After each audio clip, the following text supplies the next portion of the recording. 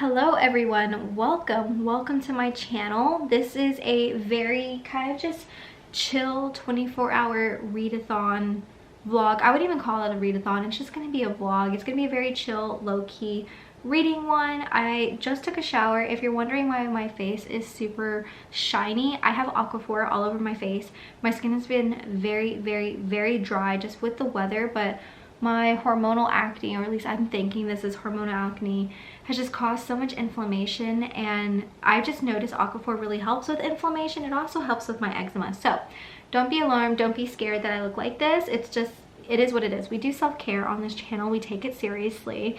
So I am in my PJs. I am ready pretty much for just a chill, like a very chill evening. Work was pretty hectic today, and I did watch 20 something to kind of just like de-stress, but now I want to watch more of that, which is on Netflix. It's a reality based TV show here in Austin, so it's kind of cool to see people like explore my city. And I've been literally taking note of places that they've been going to that I've never like witnessed. I'm like, okay, I need to go here, I need to go here. So yeah, just makes, you know, a full circle come around when I was talking about my manifestations last time. But anyway, so I have been reading Arsenic and Adobo by Mia P. Manansala. I have been enjoying this, but I feel like I need a break from it. I'm not going to DNF it. I'm just going to put it down. And the reason being is because I've really been thinking about starting Sin Eater by Megan Campisi. I have all the books actually right in front of me that I'm doing for my TBR this month. I've just really been thinking about Sin Eater. And fun fact, based off of this cover, so you see there's a half-eaten pomegranate. I have another book, Midnight Sun in the Twilight series, that has a pomegranate. I ended up buying a pomegranate. I think it was like a couple of weeks ago. It was right before Christmas.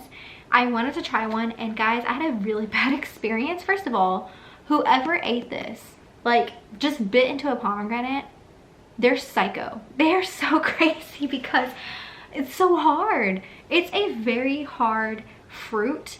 And I thought that the flesh was going to be a lot, and no, it's the complete opposite. There's huge seeds, and then there's like barely any flesh. So I really don't understand why people like it. Plus it was very bitter. Unless I just got like a really bad pomegranate, I don't know. But yeah, that was a fun fact. Just because of this book and because of Midnight Sun, I wanted to try a pomegranate, and it did not go so well. But yeah, I've been really interested in this. I have aquaphor. I like smothered it. That's why if you like see me kind of like wiping off my book, it's because I had aquaphor in my hands and it comes off. But I just don't really like this cover because you can leave prints, and it's not even like always aquaphor in my hands. And yeah, that's gonna bother me if I continue looking at this. But yeah, we are gonna start Sin Eater. I'm really excited. If you don't know what this is, we follow May, who is a Sin Eater. So basically a Sin Eater is a shunned woman who is very lonely, can't talk to nobody. All you can basically do is hear deathbed confessions, do a ritualistic eating process that ultimately takes their sins out of them, and you hold them like they're your transgressions. That way their souls can enter heaven or the afterlife appropriately. And she ends up hearing the deathbed confessions of a royal governess, but of course the royal governess keeps a secret literally in the afterlife, and someone knows about it. Someone threatens it, or like threatens the existence, that they know that there's a secret because someone left a dear heart on this girl's coffin. And of course May is like, wait, she didn't confess all of her confessions, so she's probably not in the afterlife. And I think that's going to be a huge issue in this book. And so she goes down a rabbit hole trying to figure out what the secret is, and she ends up just unraveling a bunch of stuff that probably shouldn't be unraveled. She opens up Pandora's box, she opens up a can of worms, and there are a lot of people who obviously want the secret to stay literally with the dead girl and not come to light, not come to fruition. But of course May has other plans because it is her job after all to hear all the confessions. So I can only imagine what's going on in May's mind and these other people's minds, and why they would leave a deer heart in the first place. Like, I really wonder what that symbolizes. It's kind of crazy. It's very psychotic, but we're here for it. So yeah, I'm basically thinking of either finding a reading sprint. I'm pretty sure there's one going on now, possibly on YouTube. If not, I'm just gonna put on some like low-key vibes, or maybe just find an old reading sprint, I don't know, and start it. It's really not that big of a book. It is like 200, how long is this? 284 pages roughly, but the wording and the spacing looks very, not large, but very spaced out. So I don't think that this is going to be that big of a book or that long of a book. So this is what we're going to read. I don't know if this is going to be the only book that we're going to pick up. We might pick up a couple others, just start reading like multiple books at one time. But yeah, so I'm going to get cozy. I mean, I'm already cozy, but I'm going to get my space situated and then start reading.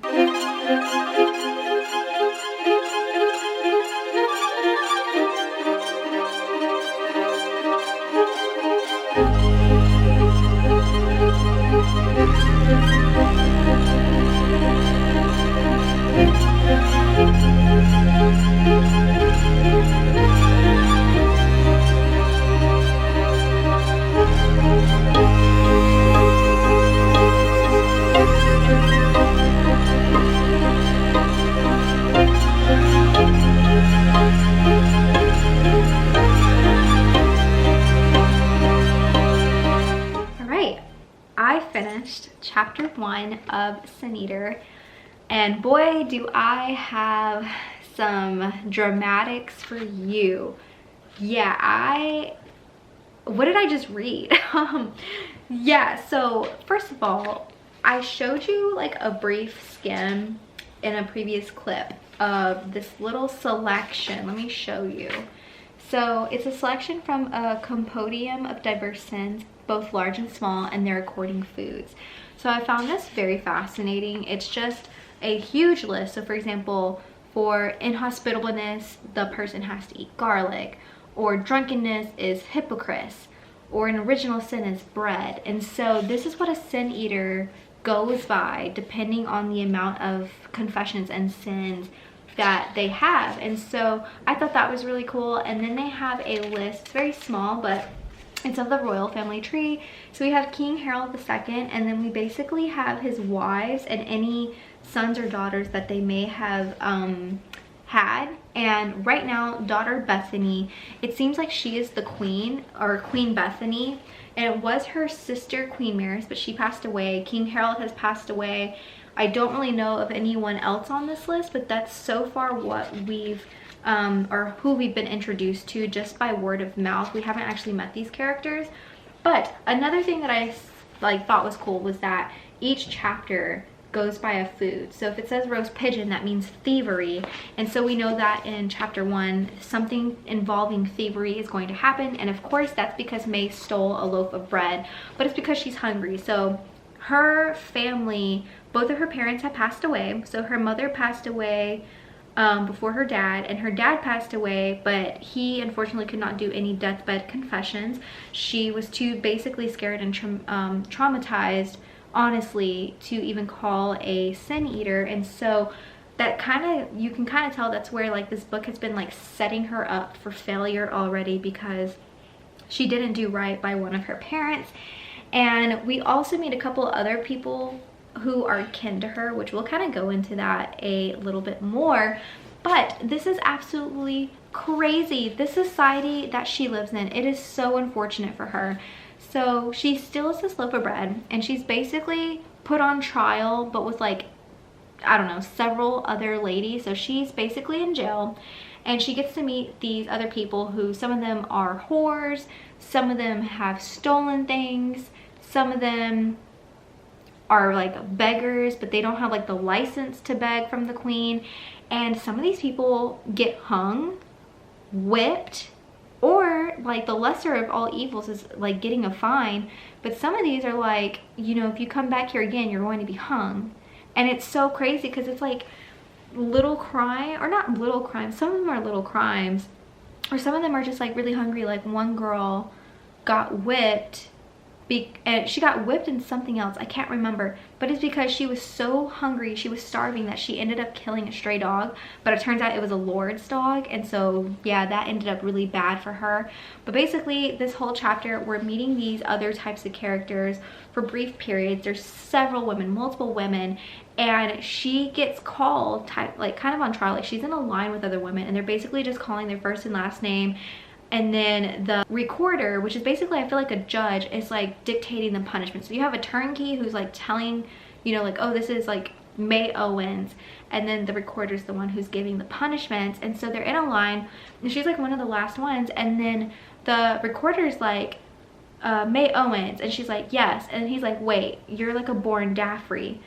And you're like, wait, what is that? And apparently May's mother's maiden name is Daffrey, but she doesn't associate with this family. And I'll go into a little bit of detail as to why, because it's absolutely insane. But something happens, the recorder just pauses, doesn't give her a punishment, and then she ends up going back to the jail cell. She waits a few more days. Again, there's like a lot of people going in and out, in and out. And then she gets called up again.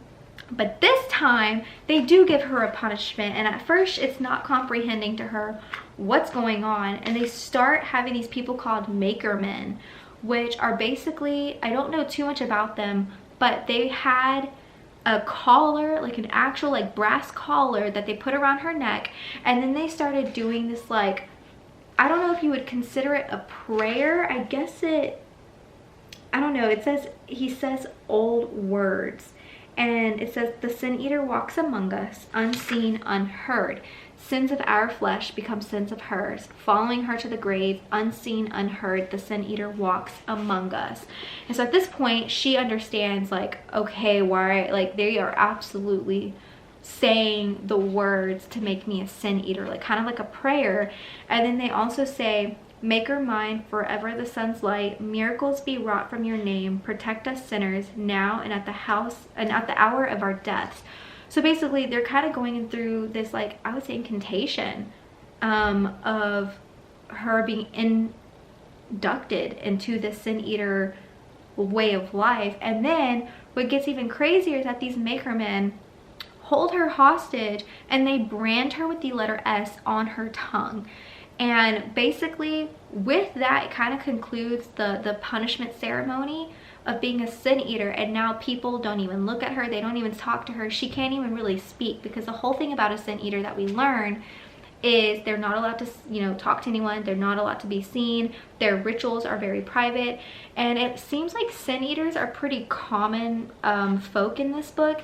I guess if you're on your deathbed, you can request for one to come to your house, and then obviously offload any sins. That way your soul goes to heaven, because her mother did have a sin eater present, but like I said before, her dad didn't. Now this kind of gets me into the whole, who are the Daffreys, and I wonder why the recorder even knew about these people in the first place. So the Daffreys, her kinfolk, are a very strange group of people. So right after her mother died, so it's her and her dad, they're, you know, doing fine and dandy. And then her grandmother and two uncles come, and they basically like, we're taking her, like, we technically have the right to take her, like her mother's no longer here. And the dad tried putting up a physical fight, but he could not win with that amount of people. So she ends up living with her that side of the family for a little bit. But they're freaking bat, yeah, they're wild, they're crazy. They tie her up to a kitchen chair, like literally that's where she is, because they know that if she's not tied up, she's just gonna run away. And so she's tied up, basically just living day in and day out with these people. Now she has she has male cousins, I think it's just two, and they end up putting a paper bag over her head, undress her, and then yeah, they touch her in her private parts and other places. And yeah, so that happened, and her grandmother walked in on it, and she shooed the boys away and like took off the paper bag, and she actually cut off the tie, so she's no longer tied to a kitchen table. And you're like, oh, okay, like maybe some common sense has come into her grandmother, maybe like she's saving her and like this will be a new thing. No, she threatens her again and was like, I will tie you up and will let my cousin, or let my children have at you if you continue to act up. Yeah, freaking crazy. And then towards the end of it, I guess they kind of make a deal or something happens, but she ends up back with her dad, and she tells her dad, and her dad, you know, just kind of gives her like the benefit of the doubt. I mean, there's not like, what can he do at that point? And then he passes away shortly after that. So that is kind of where we are in this book. We do see a lot of just people who have no love to give in the society, but it's because of the Queen Bethany. We did hear from a couple people in jail. So there were some sisters that were in jail. They were in the royal kitchen and they were selling goods that were not going to be eaten. So it's just like leftover food. And they were talking about how Queen Bethany is one of the most selfish queens ever to have been born, so to speak. And she is very conniving. Supposedly she even has like put a knife into one of a person, like in their hand, because they were looking at a suitor. And it looks like Queen Bethany is in the need to get married, and they're kind of wondering who this new king is going to be and the heirs and just what's going to happen in society. And not only that, it seems like there's like an old way and a new way. So there's like an old religion, like an old way of living, and then you have the new living. And it seems like the king tried going into like this new wave of thinking, and then his daughter Maris, who is Queen Bethany's oldest sister, who passed away, went back to the old ways, and then the new Queen Bethany is going back into the new ways. And I really don't know too much about that. They didn't really cover it. Other than that, it's just the way of living, the way of doing things, and praying, and who you're praying to and stuff like that. So this is a very religious city or town, so to speak, or even village. But yeah, that's where I am. It is currently 8:05 p.m. so I think I'm gonna get some dinner. I'm really hungry actually, and I'm just gonna eat. I'm gonna chill a little bit, and then I'm probably gonna come back and read chapter 2. I do want to get, I think chapter 2 is actually in the 40s. Yes, it's page 42, so I do want to read that, maybe even chapter 3. I just want to get kind of like page 50, so I might read the first 3 chapters, and then we'll continue tomorrow because I do need to go to bed kind of early. I am kind of tired. But yeah, I'm going to pause and get some food. You guys, I just finished eating food, which by the way was phenomenal. But I was watching the show 20 something, and I don't even know like what episode I'm on, but I know that like I'm probably close to the end. Oh my gosh, if anyone like has been watching that show and you just feel some type of way by the characters, specifically one person that I have in mind, like she just did something so man, she really has grinded my gears, and so now I'm all like amped up and stuff like that. I thought I was gonna have like a calm like dinner, and I was like, oh, let me just put like 20 something on, and then sure enough, look what happened. Now I feel like some type of way because some girl just does not know how to stop flirting with people.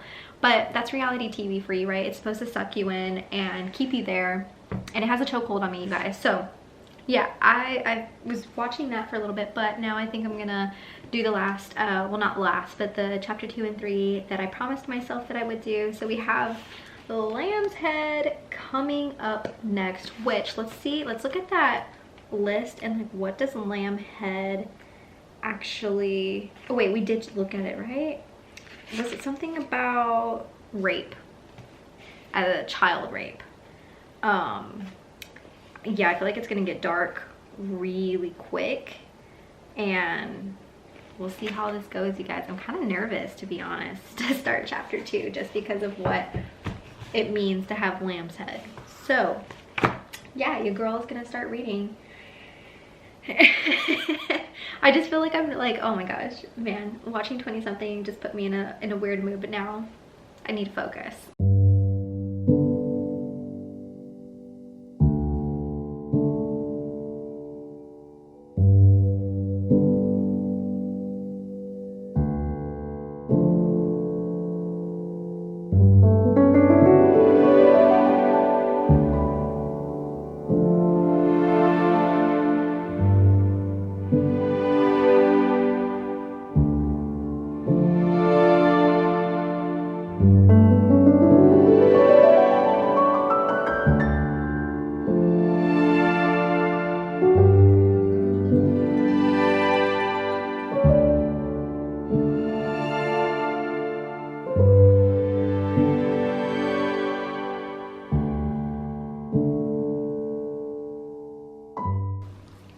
Kelly Bear.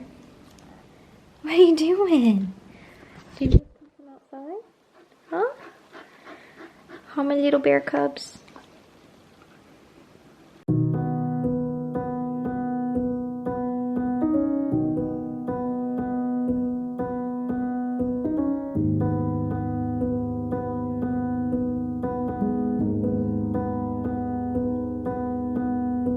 Saw you paint a picture of a face,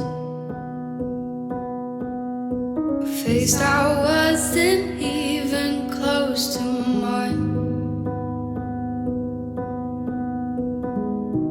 I know I shouldn't be in love, but it's so hard to move on. You haven't changed, you stayed the same.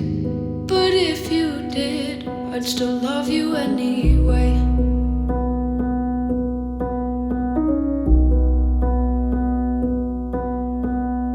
I'd give you the world like I promised I would, even though you wouldn't do the same. I'd give you the world like I promised I would, even though you wouldn't. Good evening, everyone. Welcome. It is Thursday. I have a cup of relaxing tea that I got from Whole Foods a few months ago. I think I've had this on my channel, but I'm just really trying to relax, de-stress from today. Work wasn't that crazy, but I did go really hard on my workout. Today was a thigh workout. I found a routine listed on Pinterest, and so I went and followed it. And literally by the time I was doing one of the last moves, which was sitting on the wall for like a minute, and you do that twice, like I could barely do a whole, first of all, 30 seconds, and then I had to stop. Then I did like 15 seconds. So I had to do it in like iterations because I kept starting and pausing. My legs were so wobbly. They're still kind of wobbly and shaky. And my thighs especially, like they are burning. I did lunges, I did squats, and so I am definitely needing some relaxation. I just ate some food, which you saw. I just made an egg sandwich. I had some strawberries. I have my water. I just kind of have an aesthetic going right now to kind of get into the mood to read. I have some fake candles, and I'm just kind of getting into the mood. I've really just been thinking about this book all day, you guys. I have not read any at all today. I basically just like worked out, took a shower, ate, and then here we are. It is currently 8:13 p.m. and my goal, at least for today, is to finish another 50 pages of Sin Eater. I don't know technically where that's gonna put us in regards to chapters, but if it's like another 3 chapters, that's totally fine. By the way, if you hear like grunting, snoring, she is literally, let me show you. She is right there passed out on the floor, and she's making little noises. So please pardon that if you hear random noises. But yeah, I just wanted to kind of introduce today, kind of set the tone, set the mood for you guys, and get started on some reading. And then yeah, I'll check in with you in a bit after I read the first chapter of today.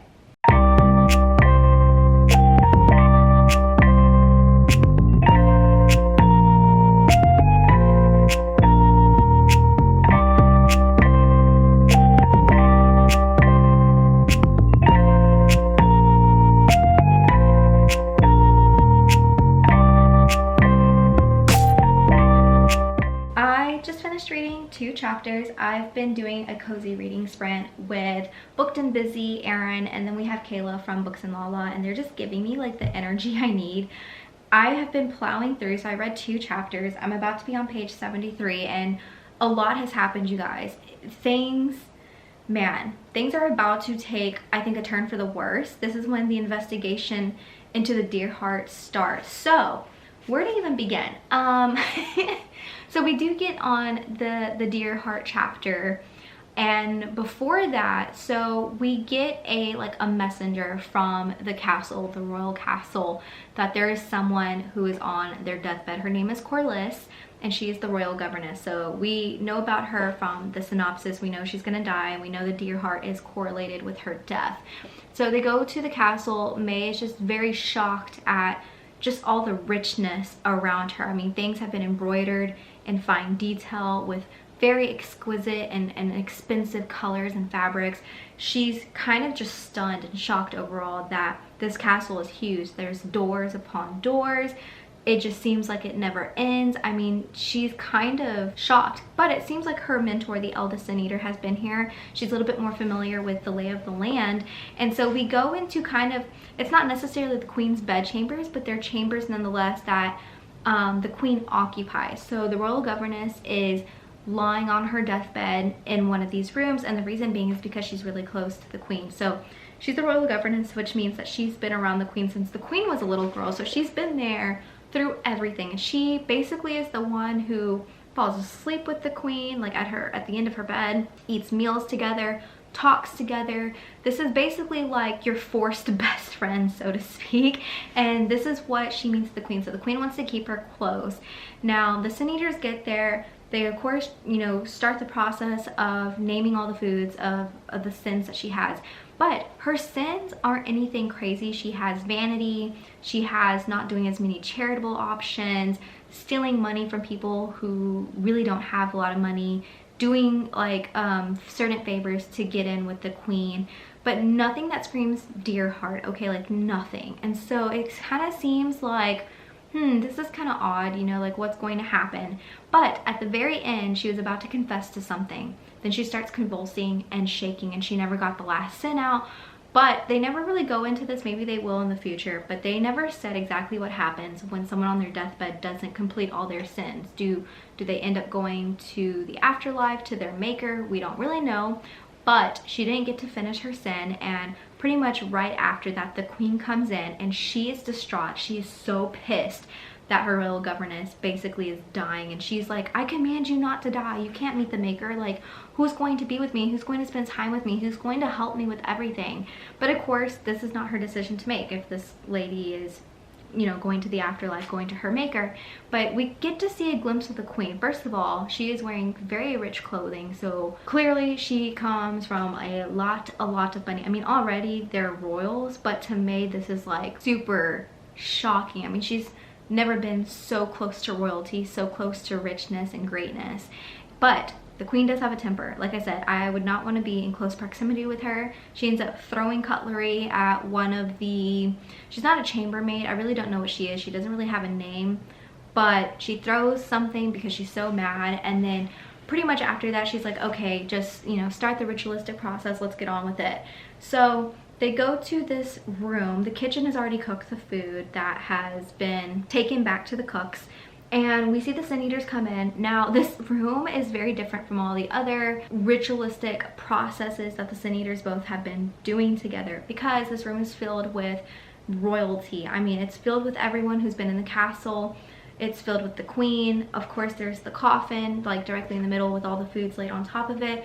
And people are whispering. People are, you can tell that they're shocked. There's something on the coffin that is screaming like rumors and hearsay, and just a lot of things have been spruced up, and May can definitely tell there's a difference. Now she's thinking that it's one of the sins, like the pomegranate. So the pomegranate is witchcraft, because technically the royal governess kind of dived into that just a little bit. So she thinks that's the most shocking. But the oldest Sin Eater stops dead in her tracks and notices the deer heart. It's like front and center, and clearly it was not there, or it was not spoken of when she was doing basically the girl's last like sin rites.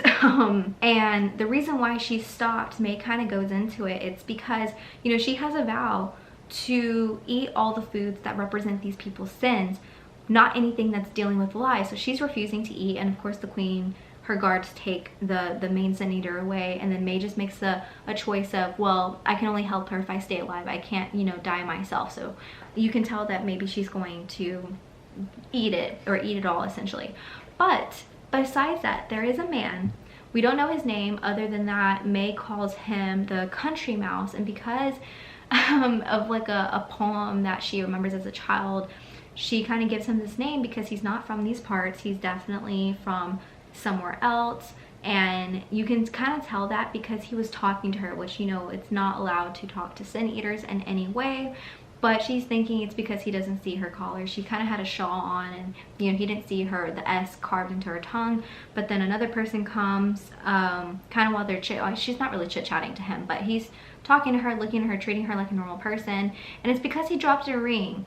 Now you may be wondering, okay, why is this so significant? Well, it's because in my head, and I'm kind of filing this away, like clues, hints, whatever the case may be, or whatever this is really, she has a ring, a gold ring from her dad, that she's been messing with and playing with, just like twiddling around throughout this book. And I knew from the get-go that this ring symbolized something important, and I'm trying to think like, okay, what's going to happen where this ring kind of comes to the center. And I think this is it. This man, his ring, which is basically very similar, just a little thicker, I think because it's a man's ring, is going to connect something between May and the royal family. I don't know why, I don't know how, but I have a feeling these rings are going to be the proof or the connection of something. That's just like my thought or theory. I could be completely off the wall, like wrong, but it is what it is. So this man, he's different. Something about him is very mysterious. He's there in the room when they're doing the ritualistic eating, but he looks disgusted. But May's like, wait, is he disgusted that I'm eating something that's technically not a sin that the royal governess confessed to? Does he know something? Is he kind of looking disgusted because he talked to me and I let him? He talked to a sin eater that's kind of bad. She doesn't really know, but I'm keeping that filed in the back of my mind that he probably knows something, and or maybe he's aware of something. I don't know. And the queen seems relieved, but she also seems very stressed. So there's a lot of things I'm kind of just keeping tally in the back of my mind of kind of prominent people that we're coming across, and how they may kind of tie the loose ends of who put the deer heart on the coffin, and what does that even mean? Because in the book, you know how we kind of have those couple of pages where they talk about what foods mean for certain sins. Well, the deer's heart is not listed. So I have a feeling, I kind of like, as much as I want to look it up online or something like that, I have a feeling that we're going to find out in this book pretty quickly what a deer heart means, and it has to be something devilish and evil. I mean, as evil as it can get. So yeah, that's where I am. I'm just going to continue.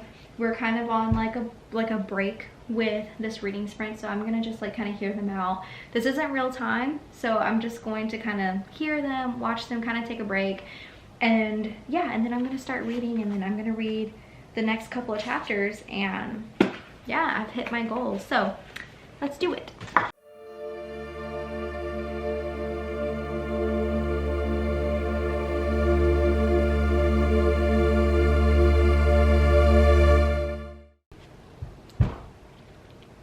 You guys, if you hear jingles, it's Callie. I just finished reading 104 page. I don't know why. I'm just so shocked at like what I read.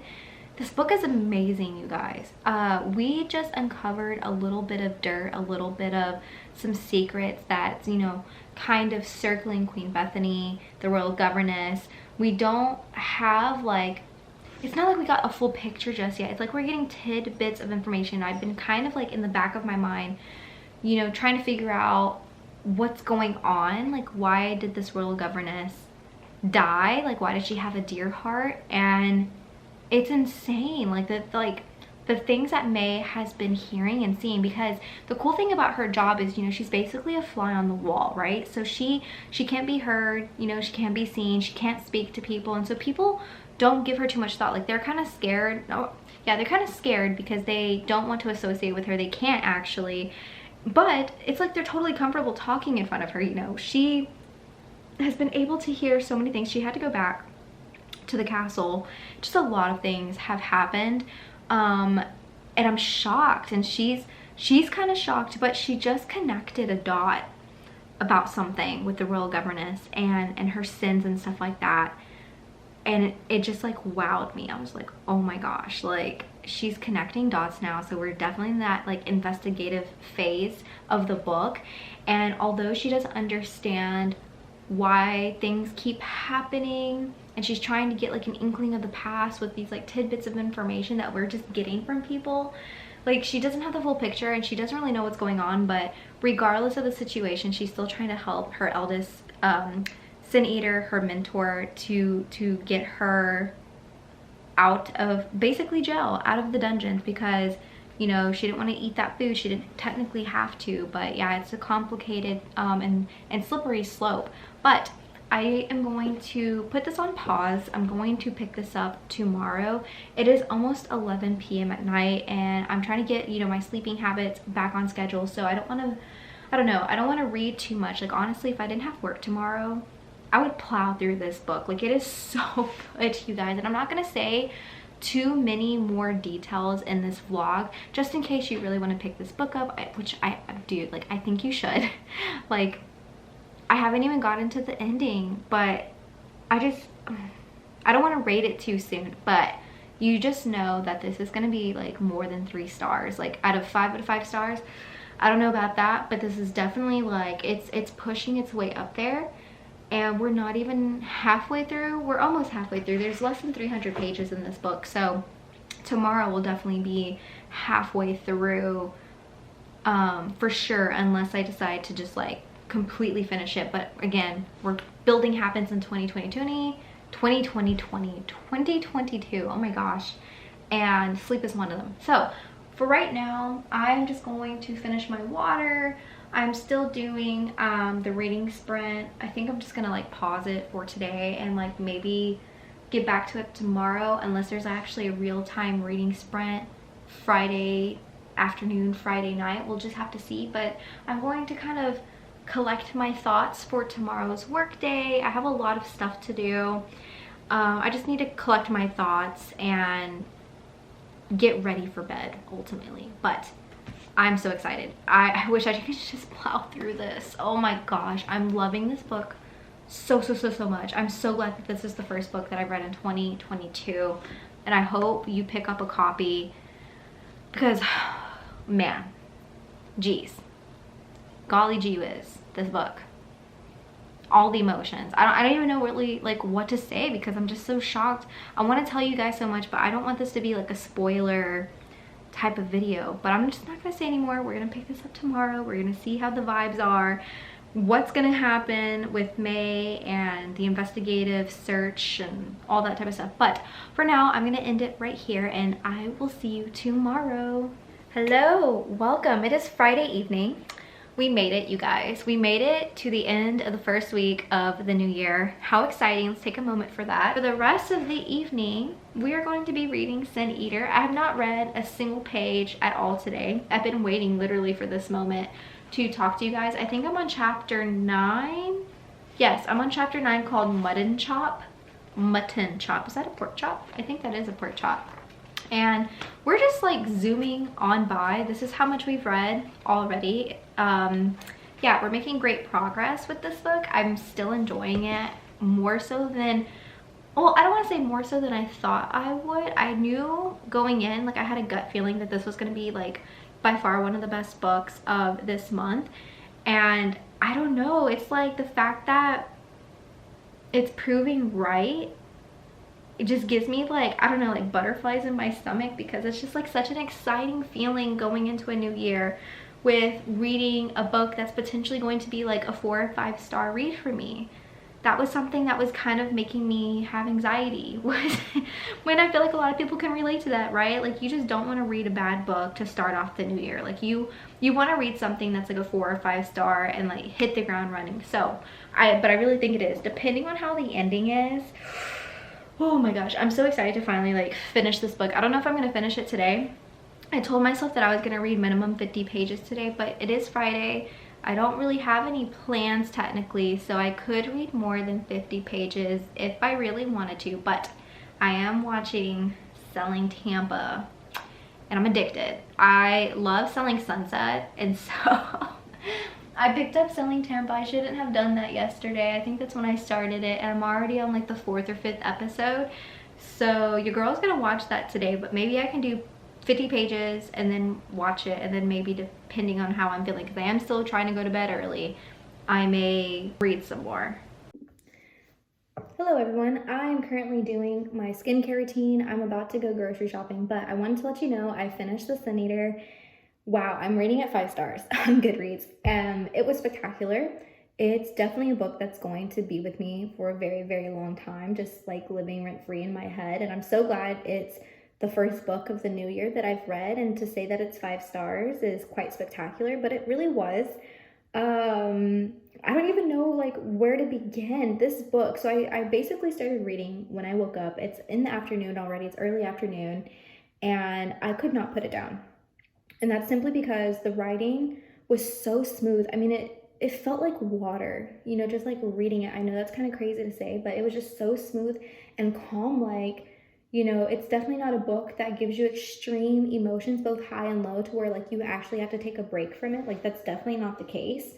And that's how I was able to read it hour after hour after hour and not get bored, not get terribly frustrated, not get overwhelmed. It's just a book that just is perfect. Like, it's perfect timing, super fast paced. I love the chapters. First of all, the chapter titles were honestly brilliant because it kept me wanting to read and read, because I wanted to know like what this chapter title could mean for that specific chapter. We know that they're named after the ritualistic foods, and so there's a compendium, I think I'm saying that correctly, in the front of the book. So you can like look up the food, look up the sin that's associated with it, and kind of know, you know, going in like, okay, what to expect. But obviously it doesn't give too much away because you're still like, you know, following the plot and stuff like that. Now I will say, forewarning, there are some chapter titles that are not in the compendium in the front of the book, and it's for good reason. It's basically major plot points. So if I were you, if you want to read this book, do not look them up on Google or anything, because you will find out major things about the book. So I looked them up afterwards, which I'm so glad I did. There was one point where I wanted to during the book, but I just had this bad feeling that if I did, I would lose some shock or surprise that the book is supposed to give me. So just forewarning, just make sure that you don't look up anything related to the foods associated with the sin. So that's the one thing. Getting into the characters, oh my gosh. So May, she's 14 years old, and this is 16th century England. I'm thinking I remember that from looking up the history of this. So yeah, it's 1500s basically. Sin eaters are real. I looked them up just a little bit, and they were here until the 19th century is what I'm hearing, you know, doing ritualistic processes. And I didn't look up like too much, but I just thought that that was so interesting that we actually had sin eaters in real life. And yeah, so May is 14, and you just come to love her, and you're rooting for her all the way, but you don't know what you're rooting, like what you want her to do. Like, you want her to have freedom, but on the other hand, she's such a good sin eater. And I know that's so crazy of me to say, but it's true. Like, she is one of those people who actually wants to do good, and she listens to people, and she is just and sweet and nice. And I mean, there are some points where she doesn't make the best decisions, but it's because she's kind of put in a corner, you know? Like, she's 14 years old as a sin eater, and yes, like, on the one hand, sin eaters can eat all the ritualistic foods, so she's never gonna go hungry. She isn't really messed around with. Like, a lot of people can't even touch her because she's just full of sin, right? So like, if you touch her, who knows what could happen to you. And so she's basically lonely, but it's kind of like in a good way. She can walk around as she pleases. No one will touch her as a 14-year-old woman.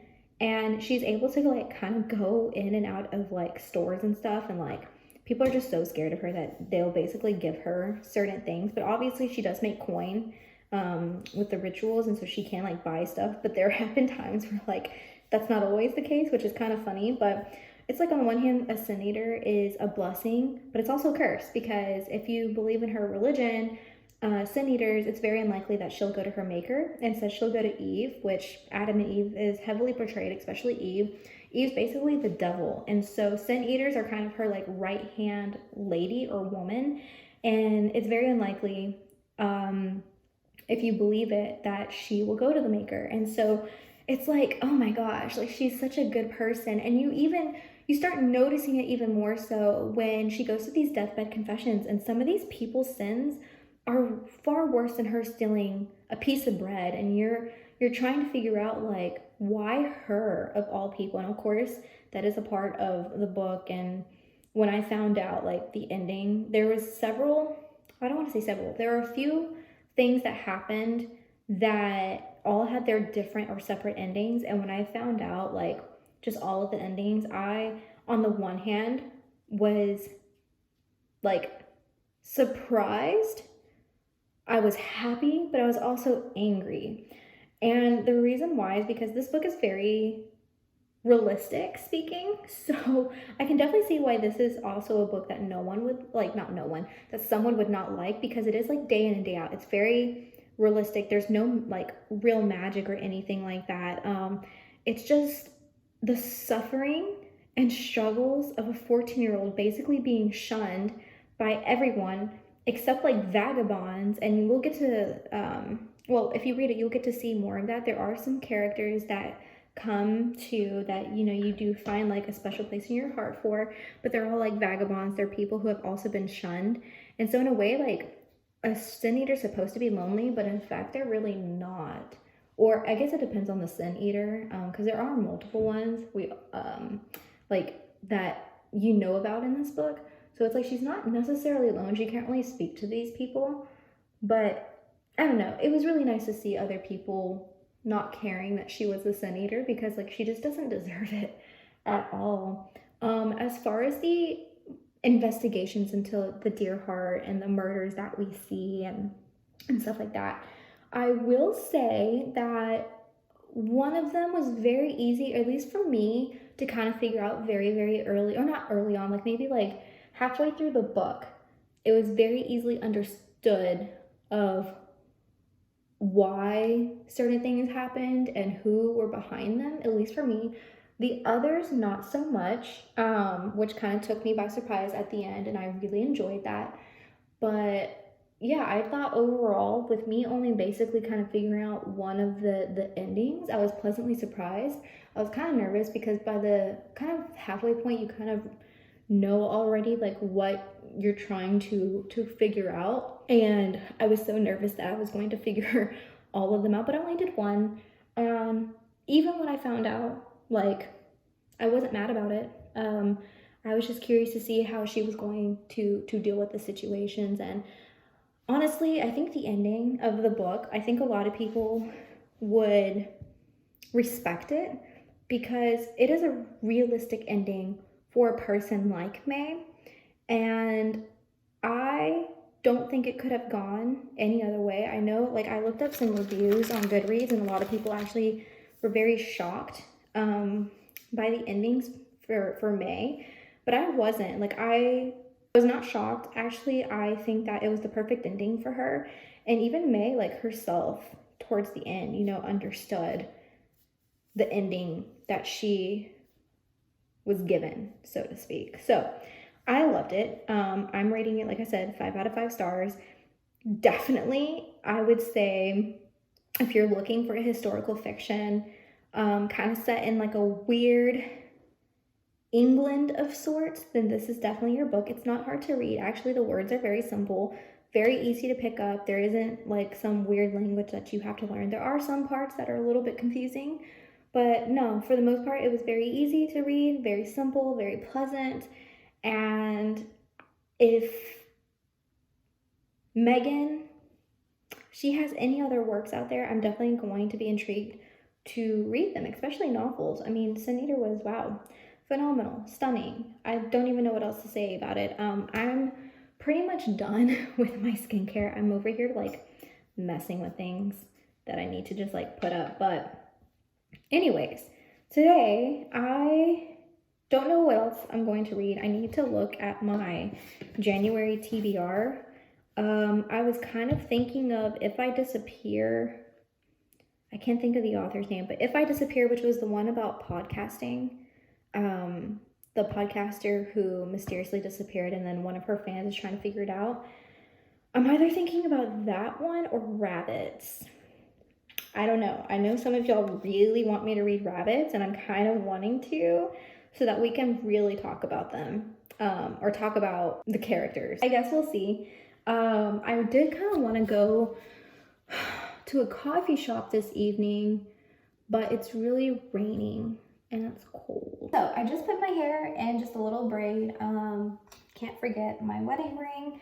However, I did want to talk to you guys about the next book that I'm thinking of on my TBR to read, and it's really going like between two. So we have Rabbits by Terry Miles, and then we have If I Were to Disappear, but the author's name is escaping me, unfortunately.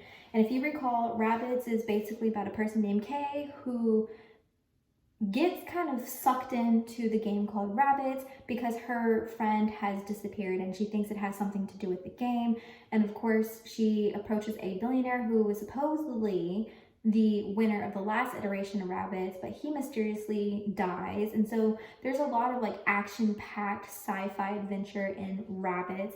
So on one hand we have that, and then If I Were to Disappear, it's about a podcaster who mysteriously disappeared. She's investigating a true crime, like murder that happened. And one of her fans, which is the main character, she is trying to figure out like what happened to her. She hasn't been posting. And so basically she pretends to be like the podcaster, like gets into her mind and tries to solve stuff. But of course, in doing so, it's like she's opening up Pandora's box and just pretty much stumbles upon things that she probably shouldn't have. So we have those two. Now, I don't know, some of y'all have reached out to me saying that y'all want me to read Rabbits because y'all have either purchased it or y'all just really want my insight. And I'm so excited like that people actually want me to read Rabbits. So it's really between the two. I don't know, I wanted to read If I Were to Disappear next, but then I saw the Rabbits comment on my YouTube channel and now I'm just like, oh, now I want to read it so that I can talk to you guys about it. I don't know, I'm definitely not in the mood for ugly love. I'm definitely not in the mood for like a fantasy. So it's really between these two that's like pulling at me. So I think when I'm grocery shopping, I'm going to kind of take time, make my decision. And then when I come back from grocery shopping and probably cooking or whatever else I have to do today, because today is a weekly reset, then we will decide. But yeah, I just wanted to kind of let you know what's been going on. And yeah, I've just really been reading. That was crazy how much I read Sin Eater. I was shocked. I was shooketh that I read that much, but here we are. So I will see you soon. Hello, happy Monday. It is currently, well, it's almost lunchtime. I'm starving, but I wanted to end the vlog here. But before I do that, I want to tell you I decided the book last night after a huge ordeal and a lot of frustration. I decided to read Rabbits by Terry Miles. And pretty much the reason being, the tiebreaker between these two books, between If I Disappear and Rabbits, was that I just trust Terry Miles with my heart and soul that he is going to deliver another 4 or 5 star read for me. I'm still on the high from Sin Reader, and so I just really think he's going to provide that, just because all of his other works have never disappointed me. If anything, they just made me crave and crave and crave more of his works. And the fact that I actually have his book and I haven't read it, it's kind of sad. Like, it's sad for me. So I am going to read this, but I'm gonna go to a coffee shop. So basically I'm gonna start my next vlog, I think, at the coffee shop. We're going to Summer Moon, you guys, which is my favorite coffee shop here in Austin. They have some in I think Dallas, Houston, and San Antonio. So if you're in those areas and you've never been, please go. It's one of my favorites. Try the Winter Moon or the Summer Moon. Let me know how it goes. But yeah, we're gonna go. It's a new one. It's a new Summer Moon that's located on 35, which is amazing. It's not entirely close to me, but it's closer than the Domain one, because if you guys know, Pflugerville to the Domain, I mean, you literally have to travel through the woods, journey over a river, hop over a mountain, and then you've made it. Whereas this one, you may just have to journey through the woods. That's kind of the comparison. It's kind of the halfway point, and it's bigger. It's 2 stories. I think there's gonna be room for me to just like kind of stay there. That's kind of what I'm hinging this like experience on, is if they have room. I just know that people work from home. I think people like students aren't here, so maybe, just maybe, it'll be easier to find seating, because we do live where St. Edward's is and UT, and I think we have like other colleges like in Georgetown and Round Rock or something. So yeah, I'm really hinging on the fact that there's going to be seating. So yeah, I just wanted to let you guys know kind of like what to expect in the next vlog. I'm gonna end it here, and then basically we're gonna start up the next vlog. So very like real time, you guys. I'm so excited about Rabbits. I'm so excited about Summer Moon. And yeah, I hope you really enjoyed this video. I hope you enjoyed my experience with Sin Eater. Like I said, this was a 5-star read for me. So phenomenal. Megan, chef's kiss. Your writing style just fits me and my personality, and I just cannot express enough how this book basically had me in a chokehold, because it did. It was amazing. I loved May as the main character. She was courageous, she was strong, she was brave, and if you're looking for something like that, specifically like trying to get into historical fiction, or if you are a historical fiction guru, please, please, please pick this up. Let me know how it goes. But yeah, I am going to end off this vlog, and I will see you in my next. Bye.